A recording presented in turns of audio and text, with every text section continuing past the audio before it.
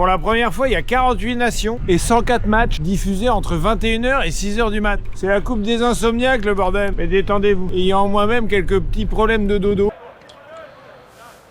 j'ai étudié le dossier. Vu que les premiers de chaque groupe sont qualifiés, plus les 8 meilleurs troisièmes de chaque poule, on peut dormir tranquille jusqu'au 16e de finale. Et si on finit premier du groupe, en 8e, on peut jouer contre Haïti, la Nouvelle-Zélande ou le Cap-Vert. Et hop, tu viens de regagner une semaine de sommeil. De rien. Moi, j'adore le foot. J'adore aller dans les stades, mais là, j'y vais pas à cause de Gianni Infantino. Si vous voyez pas qui c'est lui.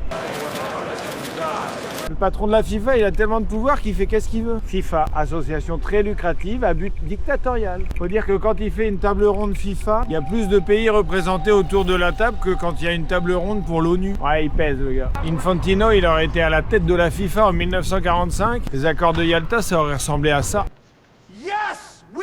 Le gars, il est tellement open bar. Le foot, c'est plus un sport populaire. Les Français ont gueulé quand le ticket de métro était passé à 4 € avant les JO. Le petit joueur. Par rapport à la dernière Coupe du Monde, Infantino, il a fait x2. Même Pouyanné, il a pas osé la mettre aussi profond avec le prix du diesel. Et il n'y a pas que le prix des billets pour les matchs. L'avion, les hôtels, les transports. Tout ferait passer les prix de Paris pour une ville du tiers-monde. 12 € la pinte. C'est la happy hour, non? Même le bus pour aller du centre-ville de Boston au stade de Boston, c'est 77 $. Il y a des supporters qui ont décidé de se louer un school bus pour que ça revienne moins cher.